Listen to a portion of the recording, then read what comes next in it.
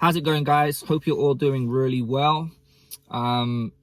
Just before we get into this video, gonna get it out the way. We'd love it if you guys can subscribe, if you can throw a thumbs up, if you can drop a comment below.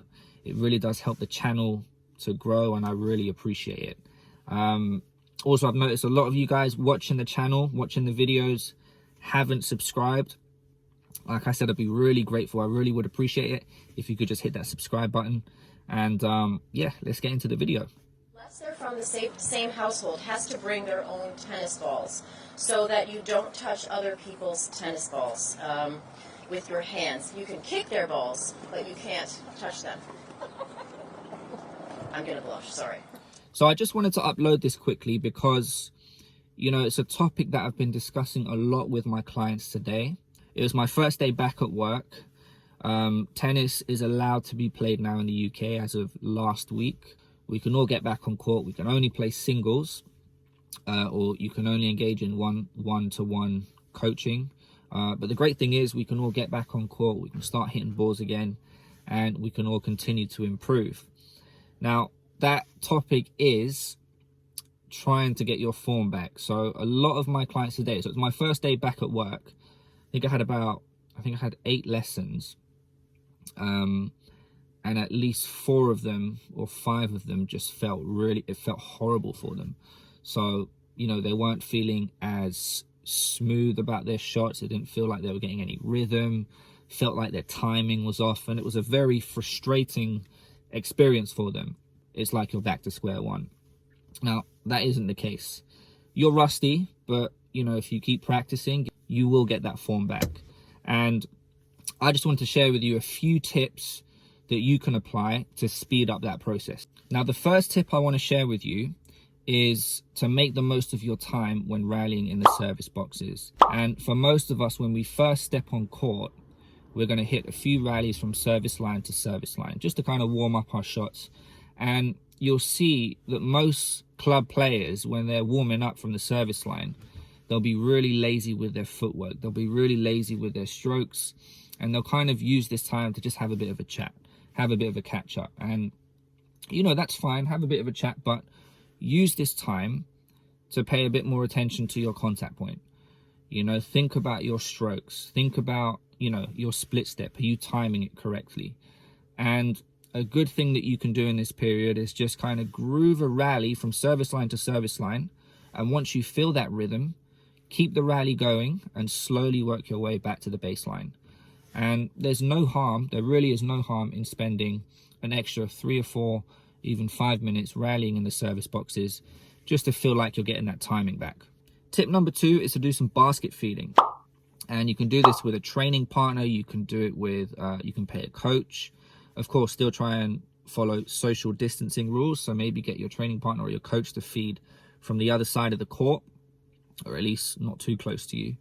And just get them to feed you nice, steady, easy balls where you can really focus on familiarizing your brain and your body to the correct shape again. You know, I promise you, if you do this over the course of 2 or 3 days, and let's say hit 300 forehands, 300 backhands, I guarantee you'll start to feel your timing coming back. You'll start to feel a lot more comfortable with your ground strokes. Okay, so moving on to tip number 3. This one might sound a bit weird, might sound a bit harsh, but I want you to play people who are not as good as you, players who aren't necessarily on your level. They might still give you a tough game, but players who you always beat relatively comfortably. That's just too easy. No. That's just too easy. It's too easy. No. It's too easy. Fuck it. And, you know, the point being, if you play someone who's on the same level or above you at this moment in time, it's going to disrupt you getting your form back. It's going to be very difficult for you to focus on certain things.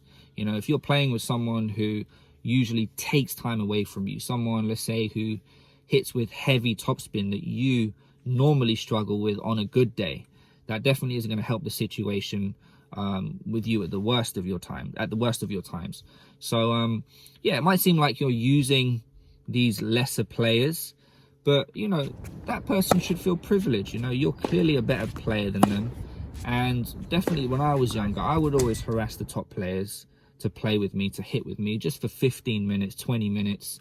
And, you know, they'd probably find me annoying. But any time I spent on court with the top guys or someone who's better than me, it was an opportunity for me to improve, an opportunity for me to get better. So if anything, they're using you.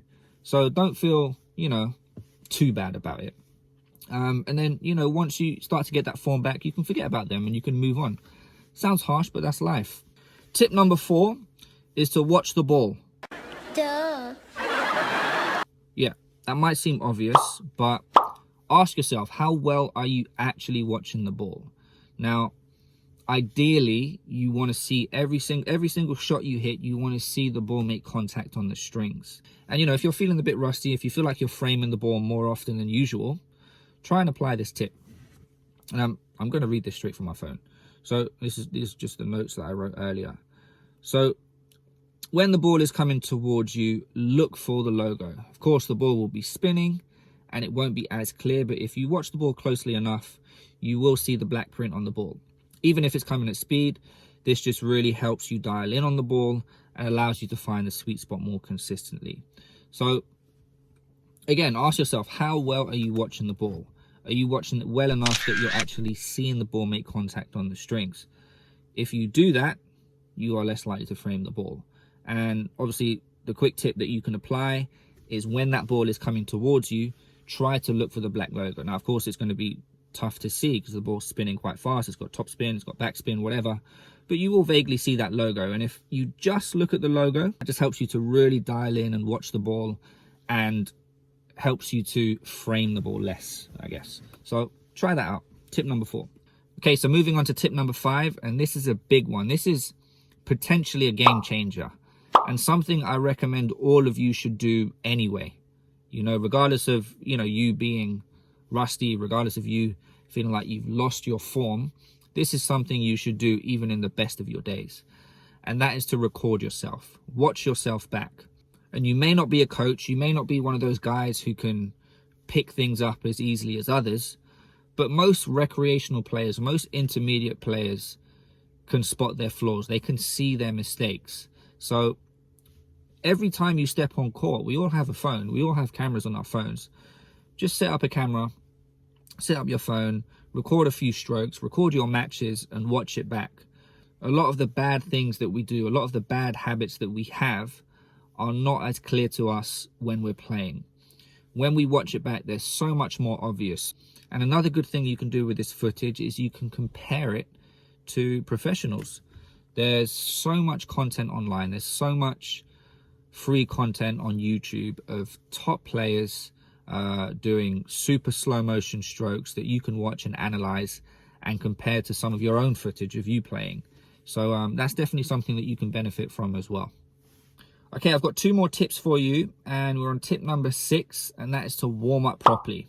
And, you know, this isn't so much a way of getting your good form back, but you have to prepare yourself. You have to prepare your body for exercise again. Prepare your body for tennis again. I mean, how heartbreaking would it be if you haven't played tennis in 10 weeks because the government says you're not allowed? All of a sudden, the government says you are allowed, and 10 minutes in, you pull your hamstring, or you sprain your ankle, or you know, you tear, or I don't know, whatever. So warm up properly, do some static stretching, do some dynamic stretching, go for do 2 or 3 laps around the court. Literally just spend 3 to 4 minutes doing a proper warm up so that, you know, you don't get injured on your first time back on court. Okay guys, I'm losing a bit of light here, so I'm going to quickly go through tip number 7, the last tip, and that is to have some private coaching. I understand one-to-one coaching can be a bit expensive, but what I'm not saying is to have 10 lessons, 20 lessons, 30 lessons, or whatever. All I'm recommending is that you have 1, maybe 2 lessons. Have a coach analyze your game and, you know, allow them to do what they're best at doing. It just helps to speed up the whole process. They're going to be able to spot these mistakes, spot these flaws in your technique, your game, whatever, much quicker than you'd be able to. They're going to be able to spot these mistakes that you might not ever pick up on. So, you know, just pay a coach for maybe 1, maybe 2 lessons to kind of speed up the whole process. And that's tip number 7. Anyway, guys, we're going to wrap up the video here. As I said, I'll be very grateful if you could throw a thumbs up, subscribe to the channel, and if you have any questions, any feedback that you want to share regarding this video, just drop a comment below. And that is all, guys. Hope to see you soon. Take care.